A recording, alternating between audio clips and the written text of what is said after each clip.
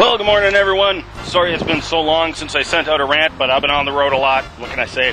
Had a friend of mine named Justin run in from the state of Missouri. If you don't know where the state of Missouri is, just look on a map. It's just south of Iowa. He wrote, "Hey, Juby, I got an evolutionary atheist friend from my wife's high school who says his IQ is 145, saying that there are no intelligent Christian creationists. I think you are proof that his statement is false. He also says there are absolutely no Christians, let alone young earth creationists, of an IQ of 160 or over. I was wondering, do you know any?" Now, this claim is very prominent on the atheist discussion boards. Now, I don't know who this friend of Justin's is. I don't want to know who he is, but for the sake of this rant, I'll refer to him as Dave. Now, when I wrote Justin back suggesting that perhaps Dave had flunked his IQ test, Justin wrote back that Dave was more than welcome to carry on discussions with me, but that he was concerned he would cause me to lose my faith.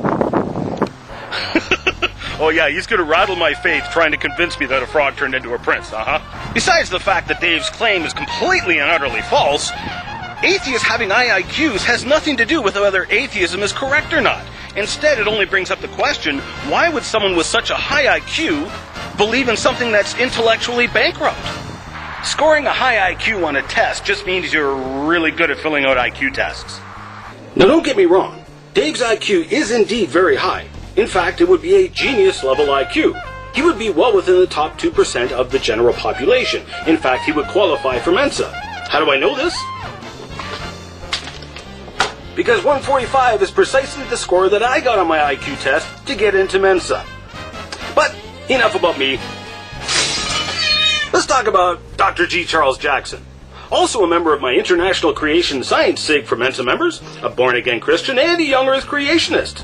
Of course, then there's Rick Greenlee, who's also in the SIG, and he had an IQ of 150, which is higher than both Dave and I. Oh yeah, and then there's Dr. Jerry Bergman. The guy's got 9 university degrees, 3 PhDs. He scored 150 on his IQ test. Oh, and by the way, did I mention he was a former militant atheist? Yep. He abandoned atheism because it was intellectually indefensible.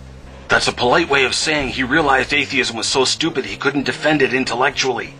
Or what about David Harris, an astronomer now living in England? He's a born-again Christian, a young earth creationist, and a member of my International Creation Science Special Interest Group for Mensa members. You know, he scored 172 in his IQ test when he was 16 years old. What was that you said, Dave? Nobody with an IQ higher than 160 believes in young earth creation? Or what about Brock Lee, a 20-year-old kid from Minnesota who scored 175 on his IQ test when he was in grade 8? That means he wasn't yet at his intellectual prime. Current estimates are that his IQ is around the 190 mark. Not only is he a born-again Christian and a young earth creationist, he's also the host of the SaggetyRadio.com internet radio program. And I'm sure he would love to meet you in a debate on his radio program. Go ahead, you pick the subject.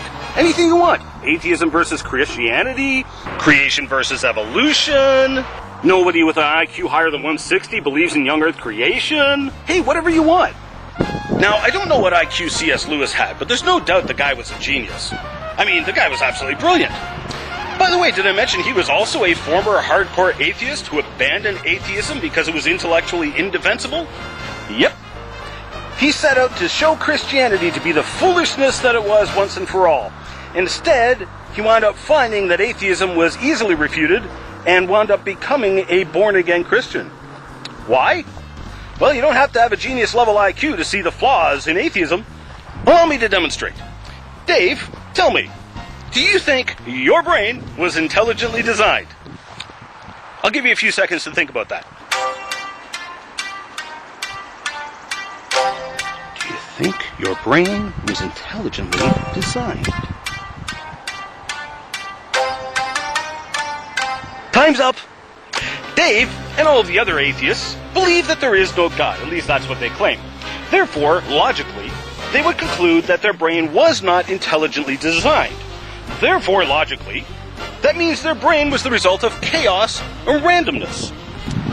Then, ultimately, that means that the thoughts coming out of Dave's brain are the result of randomness. Tell me, Dave, why should we trust your thoughts if they're the result of randomness? You know, thoughts like, there is no God, my brain wasn't intelligently designed, and atheists are more intelligent than creationists. This is the problem that C.S. Lewis ran into. He described it like this. It's like looking at the shape of spilt milk and concluding that the processes that shaped and formed the spilt milk were the same processes that shaped and formed the milk jug. It's preposterous. Yet this is the unavoidable conclusion that atheism must come to. How can intelligence arise from non-intelligence? I ran into two problems making this rant. The first problem I ran into was having too many born-again Christians and young earth creationists with high IQs. I tried to keep these rants short, so I had to cut people out. The second problem I had was that most of those people did not want me to use their names because they didn't want to come across as proud or arrogant. In fact, I had one lady, a born-again Christian and a young earth creationist, whose IQ was well over 200. But she didn't want me using her name because she does not want to come across as proud and arrogant. Because her, like myself and the other people I mentioned, had a very humbling encounter with our Creator God. I think Dave and a lot of these other atheists also need a humbling encounter with their Creator God. What will you say on Judgment Day when you stand before your Creator and give an account for your life? That Creator who gave you your intelligence. The scriptures say that on Judgment Day, every knee shall bow.